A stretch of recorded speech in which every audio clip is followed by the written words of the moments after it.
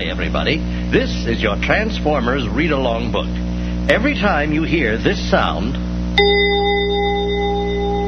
it means it's time to turn the page in your storybook. Now, if you're ready, we will start the story.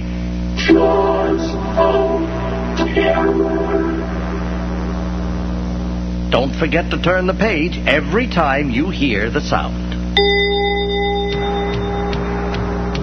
3 thunderous explosions ripped through the air, shattering the stillness of the high desert plateau and causing the earth to shudder. From deep inside the underground Decepticon headquarters, Soundwave, aide to Megatron, the evil Decepticon leader, rushed to the surface to find out what had happened. The radar screens had not revealed any attacking Autobots. What can be going on? Wondered Soundwave in confusion. Has our supply of precious fuel accidentally exploded? We have so little left.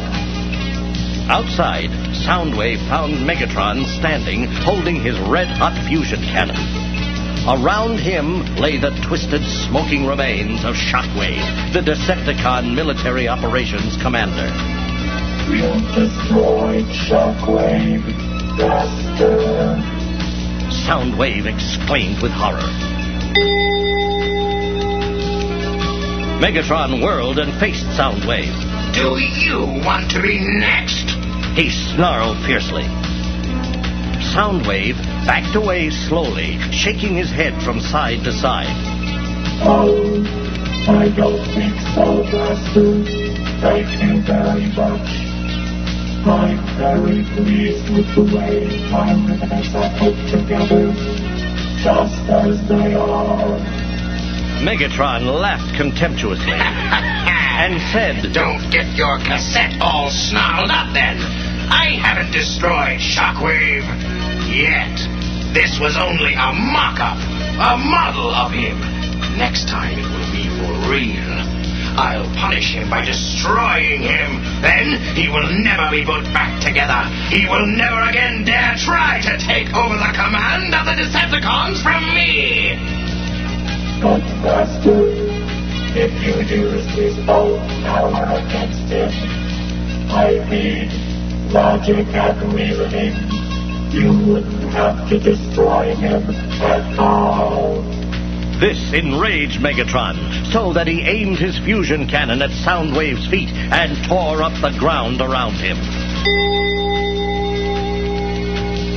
Soundwave slowly opened his eyes as he checked his parts for damage. He didn't dare look at Megatron. But the Decepticon leader snarled, What did you mean by that? Nothing, mighty Megatron. Soundwave's voice squeaked. Really, nothing at all. Tell me now! Demanded Megatron as he raised his cannon again. The words spilled out of Soundwave in a torrent. Well, Master, if you were to find a new source of oil to supply your Decepticon warriors, then Shockwave would lose the power he's gaining over them. They would no longer be loyal to him and would again be under your control. If we ever hope to return to Cybertron and finally defeat the Autobots, we must have more and more of that precious fuel. Shockwave has promised to deliver that oil to the Decepticons. So have I! Megatron exclaimed furiously. But he's promised them the oil more often and in greater amounts. He says your methods are not reliable, that you fly into rages too much. Megatron roared as he dug more trenches with his cannon. Meanwhile, flying north in a slow formation, a large Dinobot group was making its way toward Autobot headquarters. Hours before, they had left the safety of their recovery base hundreds of miles below the Earth's surface. That underground base was a steamy jungle world, covered with the tar pits and bubbling oil that had preserved them for millions of years.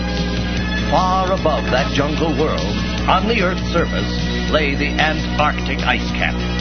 The Dinobot's progress was now being monitored in the Autobot Command Center by Optimus Prime, the powerful, wise, and just leader of the Autobots, as he watched over the shoulder of his aide, Prowl.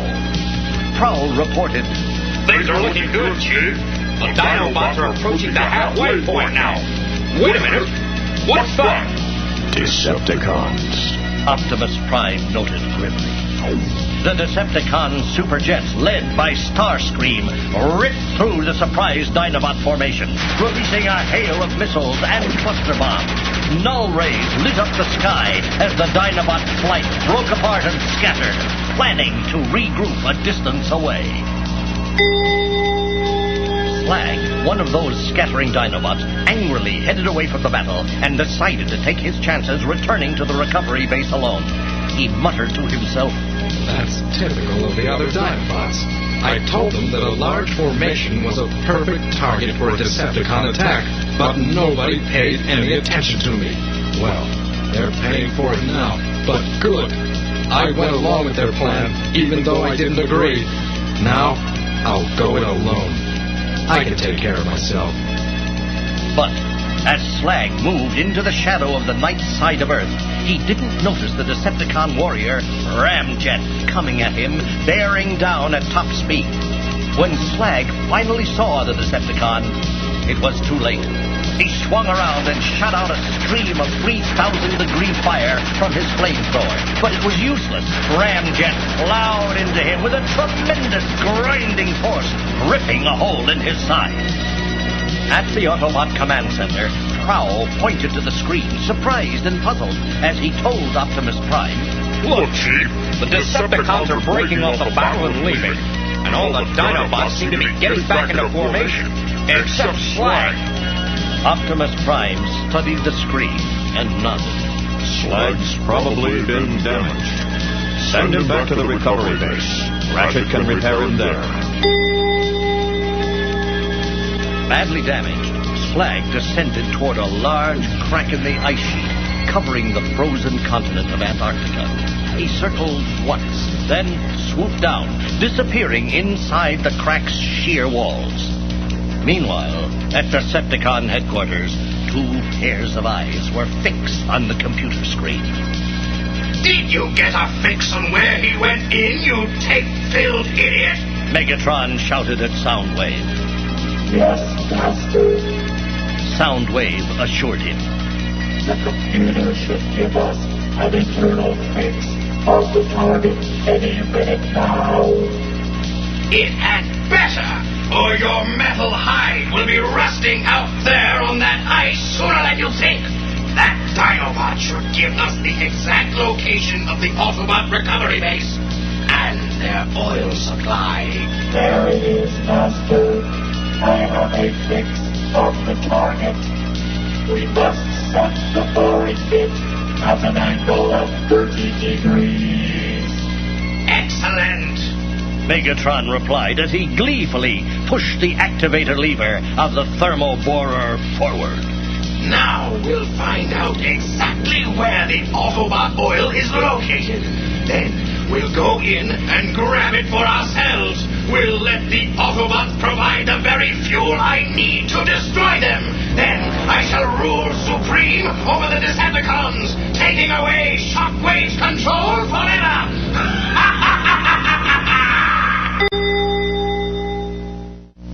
Inside the Decepticon thermoborer, Soundwave kept a sharp eye on the sonar readout monitor. The pinging sound of the sonar's electronic search filled the command cabin as the borer melted its way deeper and deeper into the ice. They're down here somewhere, Master. Soundwave assured Megatron. They'd better be. Megatron said in a hard, even tone. Don't worry, Master. I'm sure the Autobots don't suspect a thing. Soundwave pointed out.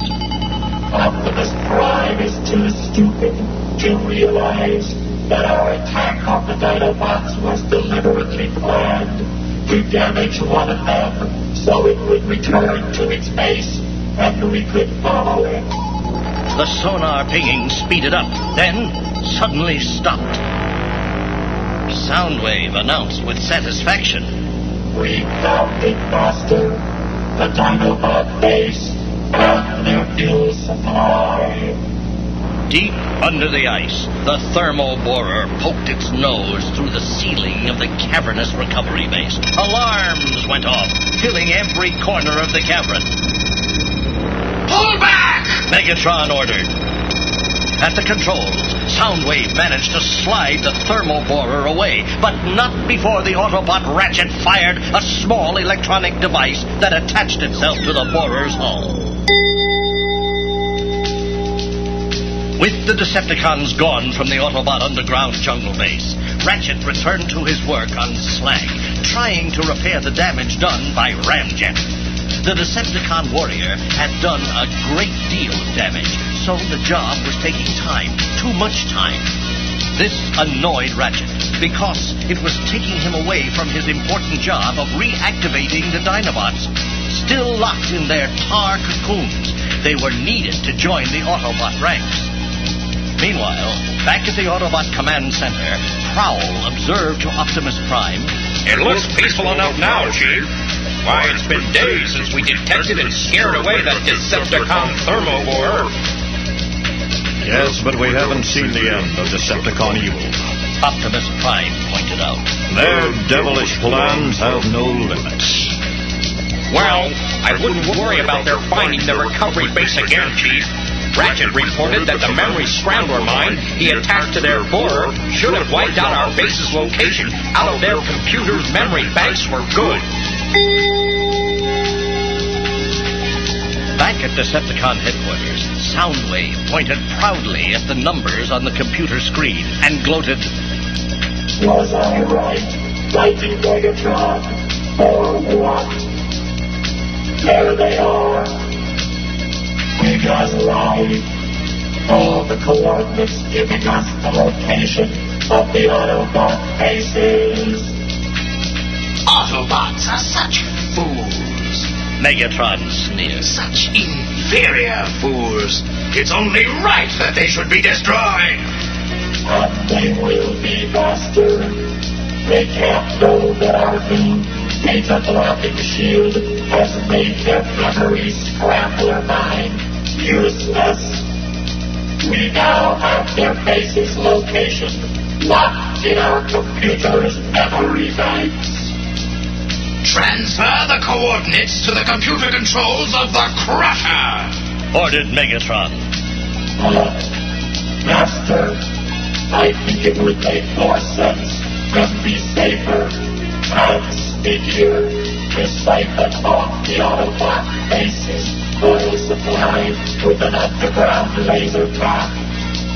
Don't you dare think, you mechanical fool! I do the thinking, you do the working! Megatron snapped at Soundwave. I haven't got time for such foolishness. That would take too long. Victory is within our grasp. I will not wait. I want it all. Now. And when I've got it, perhaps I'll destroy Shockwave anyway, along with the Autobots. The Decepticon Ice Crusher was huge, driven by powerful fusion engines. It was a frightening piece of machinery. Its tremendous tracks could carry it over any obstacle. But it was its jaws that caused the most fear. Those towering, gleaming, razor-sharp teeth were made of the metal tetranite and had the power to chew up anything in their path. Megatron loved the Crusher. He patted its cold, hard metal as he ordered, "Prepare to board and fire up the engine, Soundwave." Yes, Master. The Crusher's engines burst into life with a violent roar and lifted it into the sky.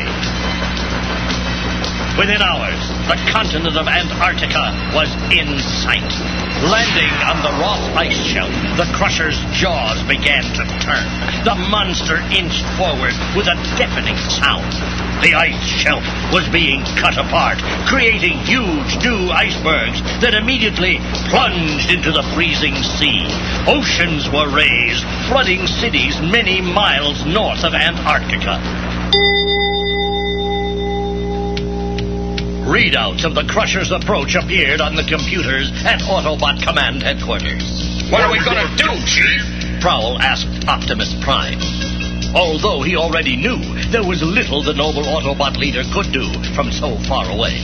Launch all superjets immediately, Prowl. I'm afraid there's not much we can do, but we must try. Megatron cannot be allowed to pursue his evil ways without anyone trying to stop him. As the Decepticon Crusher approached the underground Autobot base, its vibrations reached far below the Earth's surface, making it difficult for Ratchet to keep his balance as he finished working on Slag. As the ground began to move more violently beneath their feet, Ratchet and Slag ran quickly for a safer spot.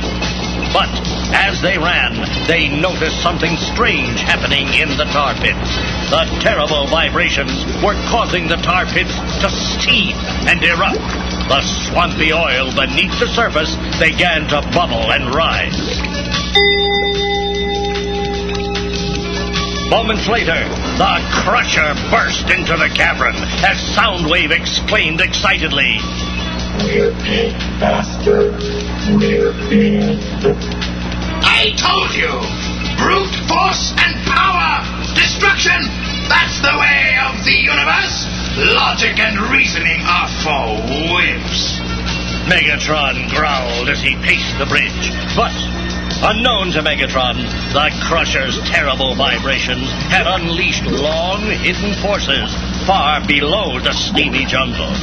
Breaking out of their tar pit prisons, hundreds of Dinobots began rising to the surface out of the black ooze of time. Soundwave spotted them first. Oh, my goodness, Master. Look. We're done for now, for sure. Stop running over the tape, you mega wimp! Cried Megatron as he turned the full might of his fusion cannon on the Dinobots. He blasted a few back into the tar pit grave in a last desperate attack, just as Slag and Ratchet joined the Dinobot charge. The attack ripped apart the Crusher at the same moment that Megatron and Soundwave rocketed away in the escape pod until another day. And the battle continues.